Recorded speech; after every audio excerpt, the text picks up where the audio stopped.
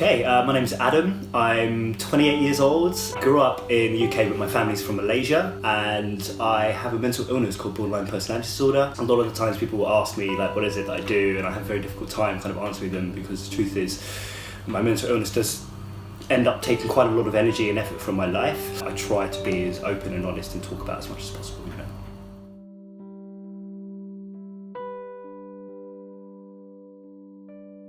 Mental health and mental illness are two different terms, and I think that they get mixed up quite a lot. It's just the idea of taking care of yourself physically, mentally and emotionally to avoid mental illness being an issue in your life. Mental health is going to mean different things for different people depending on what kind of issues that they're dealing with.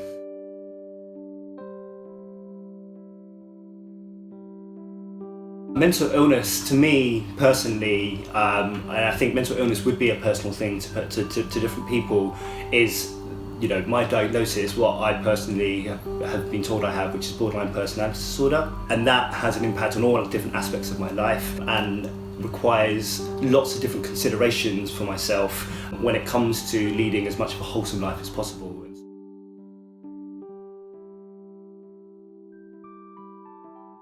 So, I mean, mental health is important to me because it needs to be important to me. If I'm not taking care of my mental health, then my mental illness will end up having too much of an impact on me. And in my opinion, there's nothing really that I experience that other people don't experience. It's just because of my mental illness, I do experience those things to much more of an extreme level. Another reason why taking care of mental health is so important to me is the fact that it has a huge impact on men, and as much like mental illness I like to see as being on a spectrum, I like to see gender and sexuality and various other aspects of human behaviour being on a spectrum as well, you know. And I think that, you know, the way that society kind of dictates to men how to behave, you know, you need to be stoic and you need to have a stiff upper lip, you know, and I think that that is a real issue in our society for men. Don't get me wrong, mental illness and mental health is an issue for women as well, and I don't want to discount that whatsoever, but the facts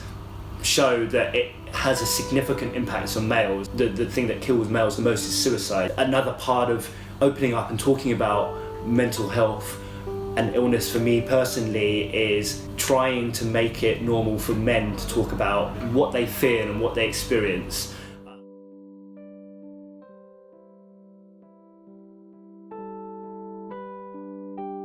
I found it incredibly helpful for me personally to be open about mental health, because I think one of the biggest issues with mental illness is that you feel so alone, you know, and you feel like you can't reach out to people, and that is caused by millennia of kind of like social conditioning, but it's something that we need to break from if we're actually going to be able to address what impact mental illness has on society.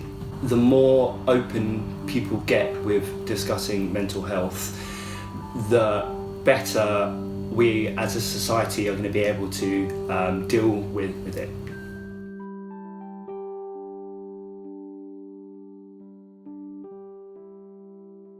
We are getting much better at discussing mental health openly. I've personally seen that when people are a bit more open to me. And the language that we use when we discuss mental health, you know, things like crazy or insane or retarded or stuff like that, they have negative connotations in our language. Over the last couple of decades, in my opinion, a lot of work has been done by people with mental health and people without mental health to be more open and discuss it more openly, because that is part of the treatment. Nowadays, certainly, I feel like there's a lot more of an opportunity to talk about it openly and honestly and not feel too pressured or too uncomfortable about it.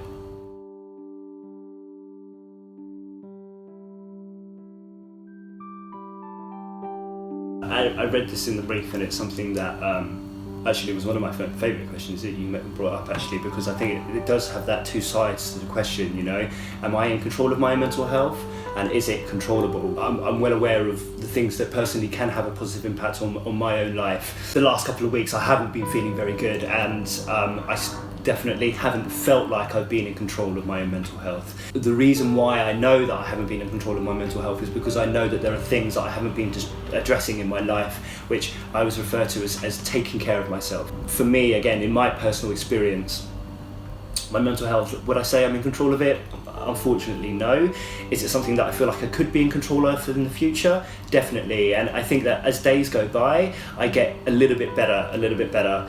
I would hope that everybody is able to be at that same level as well. Having said that, I am in a unique position where I do experience mental illness to a greater degree than other people would. People do experience anxiety and depression, and I can say that I understand that because it's something that has an impact on me on a daily basis. For my own mental illness, for example, there are lots of medications that one can take to have a positive impact, but for me, I've never really found that any of those medications have an impact. For me, it's therapy, and so even people with the same or similar diagnoses can have different ways of being treated.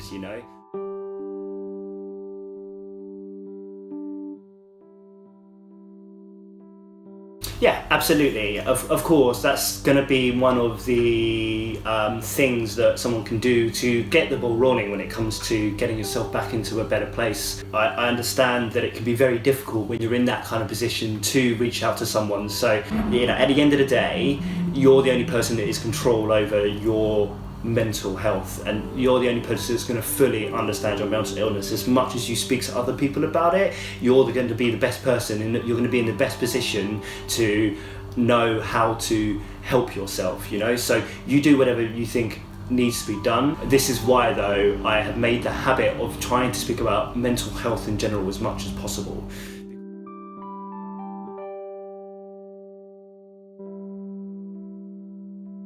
I mean, at the end of the day, it's one of those situations where it helps me, like talking about it definitely helps me. A big issue facing our society, I don't think that people pay enough attention to how much of an impact that it has. In my personal journey, I've had a lot of people there to kind of support me, but it has taken a lot of my own willpower and maybe even stubbornness at the end of the day, but I've already had to go through that difficult time, and if I can help people avoid going through that difficult time as well, I'm going to do that as much as I possibly can. And so talking about mental health and focusing on mental health is something that I feel can have a positive impact on other people's lives.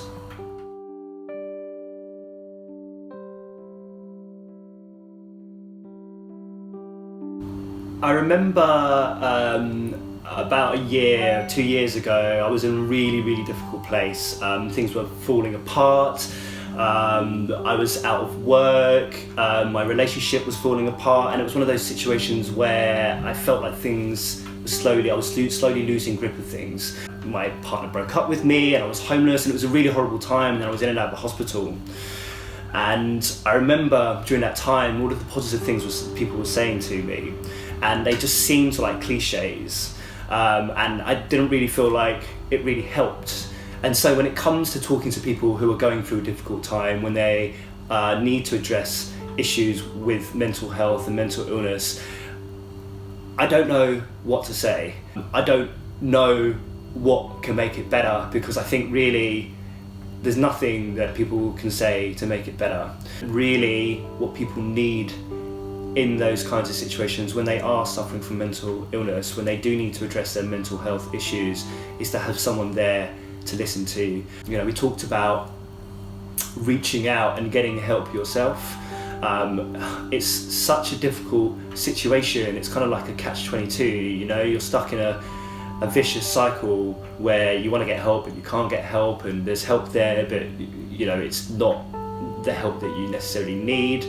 My only advice really would be open to people. Okay, you're already in a hurting place if you are suffering from a mental illness, and how much deeper, how much worse could it get, right? So allow yourself to be vulnerable to people, to open yourself up to people, so that people can let themselves into your life and to help you and take care of you. Yeah? That's perfect. Cool.